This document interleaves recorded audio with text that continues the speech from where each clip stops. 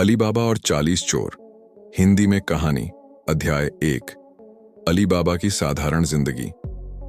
किसी समय में प्राचीन फारस के एक छोटे से शहर में, जहां रेगिस्तान की रेत और पहाड़ों की चोटियां एक दूसरे से मिलती थीं, दो भाई रहते थे, कासिम और अली बाबा। उनके पिता अहमद एक साधारण व्यापारी थे जो अपनी मेहनत से घर चलाते थे। जब अहमद का देहांत हुआ तो उनकी थोड़ी सी संपत्ति दोनों भाइयों में बंट गई। कासिम, जो बड़ा भाई था, भाग्यशाली साबित हुआ। उसकी शादी एक अमीर व्यापारी की बेटी फातिमा से हुई, जिसके पास अपार धन था। फातिमा के पिता ने कासिम को अपने व्यापार में शामिल किया और जल्द ही कासिम शहर का एक प्रसिद्ध व्यापारी बन गया। वह रेशम, मसाले और रत्नों का व्यापार करता था। उसका महल शहर के केंद्र में था, जहां फव्वारे पानी छलकाते थे, बगीचों में रंग बिरंगे फूल खिलते थे और नौकर चाकर हर समय उसकी सेवा में हाजिर रहते थे। कासिम की जिंदगी ऐशो आराम से भरी थी। वह दावतें देता, शहर के रईसों से मिलता और अपनी दौलत पर गर्व करता। दूसरी ओर छोटा भाई अली बाबा गरीब था। उसकी शादी एक साधारण लड़की जरीना से हुई, जो एक गरीब परिवार से थी। अली बाबा रोज जंगल में जाता, लकड़ियां काटता और उन्हें शहर के बाजार में बेचकर घर का खर्च चलाता। उसका एकमात्र साथी एक बूढ़ा गधा था, जिसे वह शेरा कहता था। अली बाबा का घर एक छोटा सा मिट्टी का झोपड़ा था, जिसकी दीवारें टूट फूट का शिकार थीं और छत से बारिश की बूंदें टपकती थीं। अली बाबा के दो बच्चे थे, एक बेटा हसन, जो 10 साल का था और अपने पिता की मदद करता, और एक बेटी फातिमा, जो 5 साल की थी और जरीना के साथ घर पर रहती। जरीना एक मेहनती और धैर्यवान औरत थी। वह घर के काम संभालती, रोटियां पकाती और रात को बच्चों को कहानियां सुनाती। अली बाबा की जिंदगी कठिन थी, लेकिन वह अल्लाह का शुक्र अदा करता और कहता, जो है वही काफी है। एक दिन जब सूरज अभी उग रहा था, अली बाबा अपने गधे शेरा को लेकर जंगल की ओर चला। जंगल घना था, जहां ऊंचे ऊंचे पेड़ आकाश को छूते थे और पक्षियों की चहचहाहट हवा में गूंजती थी। वह एक विशाल पेड़ के पास कुल्हाड़ी से लकड़ियां काट रहा था। पसीना उसके माथे से बह रहा था और सूरज की तेज किरणें उसे परेशान कर रही थीं। अचानक उसने दूर से घोड़ों की टापों की आवाज सुनी। ये आवाज तेजी से करीब आ रही थी। अली बाबा चौंक गया। वह जानता था कि जंगल में चोर और डाकू घूमते हैं। उसने तुरंत अपनी कुल्हाड़ी जमीन पर रखी और एक बड़ी झाड़ी के पीछे छिप गया। उसने सांस रोककर देखा कि क्या हो रहा है।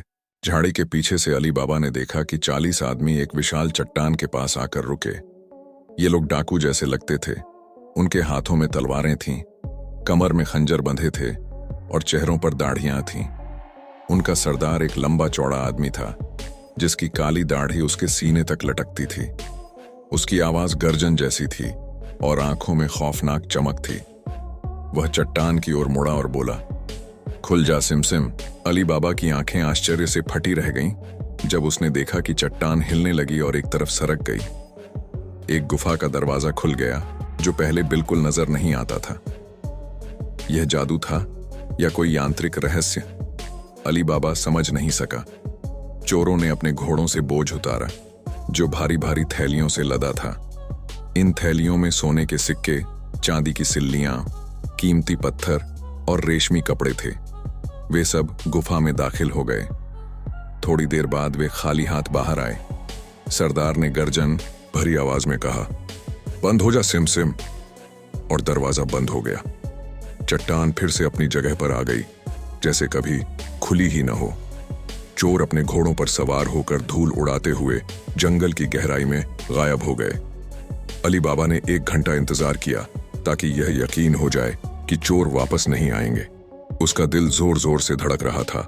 वह सोच रहा था कि यह क्या माजरा है। क्या यह वाकई जादू था या कोई गुप्त दरवाजा? उत्सुकता उसे गुफा की ओर खींच लाई। वह चट्टान के पास पहुंचा, अपनी आवाज को मजबूत करते हुए बोला, खुल जा सिमसिम। दरवाजा खुल गया। अली बाबा अंदर दाखिल हुआ। गुफा की दीवारों पर मशालें जल रही थीं, जो अपने आप रोशन थीं। फर्श पर सोने के सिक्कों के ढेर चमक रहे थे, जैसे सूरज की किरणें जमीन पर बिखरी हों। एक तरफ चांदी की सिल्लियां सलीके से रखी थीं, दूसरी तरफ मोतियों की मालाएं, हीरे, नीलम, माणिक और पन्ने के ढेर थे। कीमती तलवारें जिनके मूठ पर रत्न जड़े थे दीवारों पर लटक रही थीं। रेशमी कालीन, सोने के बर्तन, चांदी के गुलदस्ते, ये सब कुछ उस गुफा को एक शाही खजाने जैसा बना रहा था।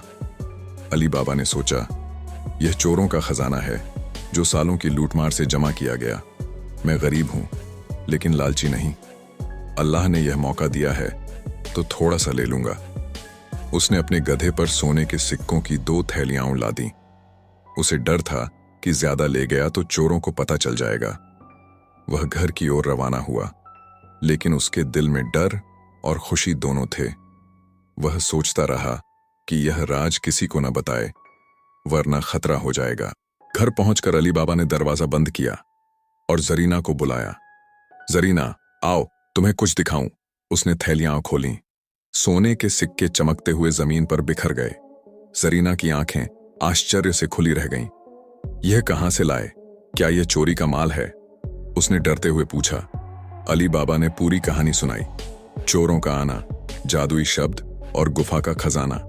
जरीना खुश हो गई, लेकिन बोली, हमें ये सिक्के गिनने चाहिए ताकि पता चले कितने हैं। अली बाबा ने कहा, हमारे पास नापने का बर्तन नहीं है, तुम भाई कासिम के घर से मांग लाओ।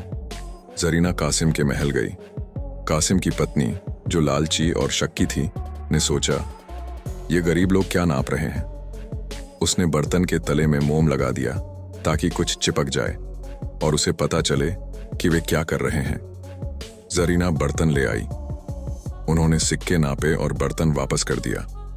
जब कासिम की पत्नी ने बर्तन देखा तो मोम में एक सोने का सिक्का चिपक गया था। वह हैरान हो गई और कासिम को बताया, तुम्हारा गरीब भाई अली बाबा रातों रात अमीर हो गया है। कासिम का मुंह खुला रह गया। वह तुरंत अली बाबा के घर आया और पूछा, ये सोने का सिक्का कहां से आया? बताओ, वरना मैं पूरे शहर को बता दूंगा कि तुम चोर हो। अली बाबा सादा दिल था। उसने सोचा कि भाई से क्या छिपाना। उसने गुफा की पूरी कहानी सुना दी। चोरों का खजाना, जादुई शब्द और अपना थोड़ा सा लेना। कासिम के दिल में लालच जाग उठा। वह सोचने लगा, मैं पहले ही अमीर हूं, लेकिन यह खजाना मुझे बादशाह बना देगा। अगले दिन सुबह सुबह वह 10 गधों का कारवां लेकर जंगल की ओर रवाना हुआ। वह गुफा के पास पहुंचा और जोर से बोला, खुल जा सिम सिम। दरवाजा खुल गया। अध्याय 4, कासिम का अंत। कासिम गुफा में दाखिल हुआ। खजाने को देखकर उसकी आंखें चमक उठीं। वह सोने के सिक्कों के ढेर पर लेट गया, रत्नों को हाथों में भर लिया और सोचने लगा कि सब कुछ ले जाएगा। उसने गधों पर थैलियां लादना शुरू किया।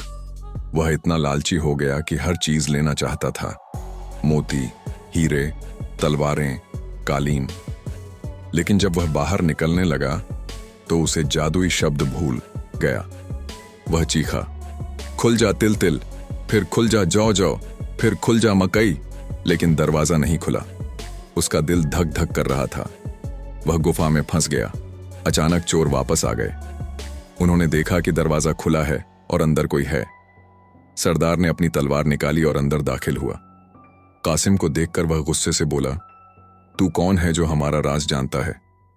कासिम रोता रहा, मिन्नतें करता रहा, लेकिन चोरों ने उसे माफ नहीं किया। उन्होंने उसे मार डाला और उसके शरीर को 4 टुकड़ों में काटकर गुफा के दरवाजे पर लटका दिया ताकि अगर कोई और आए तो डर जाए। इधर अली बाबा को कासिम की चिंता होने लगी। 2 दिन बीत गए, लेकिन कासिम वापस नहीं आया। अली बाबा ने सोचा कि शायद वह गुफा में फंस गया हो। वह जंगल गया। खुल जा सिम सिम कहा और गुफा में दाखिल हुआ। वहां उसने अपने भाई का शरीर लटकता देखा। उसकी आंखों से आंसू बह निकले। वह शरीर लेकर घर आया। अब सबसे बड़ा सवाल यह था कि कत्ल का राज कैसे छिपाया जाए, वरना चोर खोज लेंगे। अली बाबा के घर में एक नौकरानी थी, मरजाना, जो बहुत चतुर और वफादार थी। वह गुलामी से खरीदी गई थी, लेकिन अली बाबा और जरीना उसे बेटी की तरह मानते थे। मरजाना ने कहा, साहब चिंता न करें, मैं सब संभाल लूंगी। उसने एक बूढ़े दर्जी को बुलाया, जो शहर का मशहूर दर्जी था।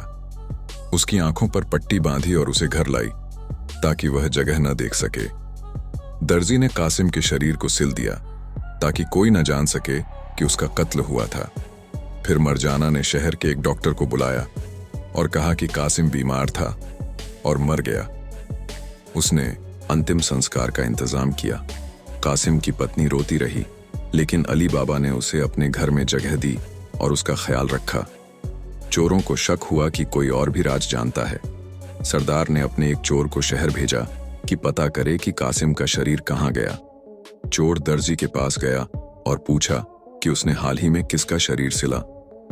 दर्जी ने बताया कि एक नौकरानी उसे आंखों पर पट्टी बांध कर ले गई थी। चोर ने अली बाबा के घर का पता लगाया और दरवाजे पर चाक से एक निशान लगा दिया ताकि सरदार को बता सके। मरजाना ने रात को यह निशान देखा। उसने तुरंत एक चाक लिया और मोहल्ले के सभी घरों पर वही निशान लगा दिया। सुबह जब चोर आया तो वह हैरान रह गया। उसने सरदार को बताया कि निशान हर घर पर हैं। सरदार गुस्से से लाल हो गया। उसने दूसरे चोर को भेजा। उसने एक अलग निशान लगाया। मरजाना ने फिर रात को सभी घरों पर वही निशान लगा दिया। चोर फिर नाकाम रहा। अब सरदार ने खुद शहर आने का फैसला किया। वह एक व्यापारी का भेष बदलकर अली बाबा के घर आया। उसने कहा, मैं दूर से आया, रात गुजारने की जगह चाहिए। अली बाबा, जो मेहमान नवाज था, ने उसका स्वागत किया और घर में ठहराया। सरदार अपने साथ 40 बड़े बड़े मटके लाया, जिनके बारे में उसने कहा कि उनमें तेल है। हकीकत में एक मटके में तेल था, जबकि बाकी 29 में चोर छिपे थे। रात को वे बाहर निकलकर अली बाबा के घर पर हमला करने वाले थे। रात को मरजाना को रसोई में तेल की जरूरत पड़ी। वह मटकों के पास गई। एक मटके से आवाज आई, वक्त हुआ। मरजाना चौंक गई, लेकिन उसने तुरंत खुद को संभाला और कहा, नहीं, अभी नहीं। उसने एक एक मटके को जांचा और समझ गई कि उनमें चोर छिपे हैं। उसने तुरंत एक बड़ा देगचा लिया। उसमें तेल गर्म किया जब तक कि वह उबलने न लगा। फिर उसने हर मटके में उबलता तेल डाल दिया। चोर चीखे, लेकिन उनकी आवाज दब गई। सब मर गए। सरदार रात को उठा, अपने योजना के मुताबिक चोरों को बुलाने गया, लेकिन जब उसने देखा कि सब मर चुके हैं तो वह डरकर भाग गया। अली बाबा को मरजाना ने सब बताया। वह उसकी चतुराई पर हैरान रह गया। उसने मरजाना की तारीफ की और कहा, तुमने हमारी जान बचाई। लेकिन सरदार ने हार नहीं मानी। कुछ महीनों बाद वह फिर व्यापारी के भेष में शहर आया। इस बार उसने अली बाबा के बेटे हसन से दोस्ती की, जो अब एक जवान व्यापारी बन चुका था। सरदार ने हसन को दावत पर बुलाया, लेकिन मरजाना ने उसे पहचान लिया। उसने एक नाच का इंतजाम किया। नाच के दौरान उसने सरदार के सीने में खंजर घोंप दिया। सरदार मर गया। अध्याय 7, सुखद अंत। अली बाबा ने मरजाना को आजाद किया और उसकी शादी अपने बेटे हसन से कर दी। वह गुफा का खजाना लेकर शहर वापस आया। उसने खजाने का एक बड़ा हिस्सा गरीबों में बांट दिया, एक मस्जिद बनवाई और अनाथालय स्थापित किया। वह अपनी पत्नी जरीना, बेटे हसन, बेटी फातिमा और मरजाना के साथ सूखी जिंदगी जीने लगा। कासिम की पत्नी भी उनके साथ रही और अपने लालच पर पछताई। यह कहानी हमें सिखाती है कि लालच इंसान को बर्बाद करता है, जबकि चतुराई और ईमानदारी हमेशा जीतती है। यह दास्तान यहाँ तो समाप्त हुई, मगर इसकी गूंज आपके दिलों में हमेशा जिंदा रहेगी। अगर आपको यह कहानी पसंद आई तो हमारे साथ इस सफर को जारी रखें। हमारे चैनल को सब्सक्राइब करें, वीडियो को लाइक करें और बेल आइकन जरूर दबाएं, ताकि आपको हमारी हर नई कहानी, हर नया सबक और हर दिलचस्प वीडियो की सूचना तुरंत मिले। आपका एक लाइक और सब्सक्रिप्शन हमारे लिए एक नई कहानी लिखने की हौसला अफजाई है। तो आइए हमारे साथ इस खूबसूरत सफर का हिस्सा बने, जहां हर कहानी एक नया संदेश, एक नया रंग और एक नया जादू लेकर आती है। अभी सब्सक्राइब करें और हमारी अगली दास्तान का इंतजार करें, जो आपके दिल को छू लेगी। शुक्रिया और फिर मुलाकात होगी।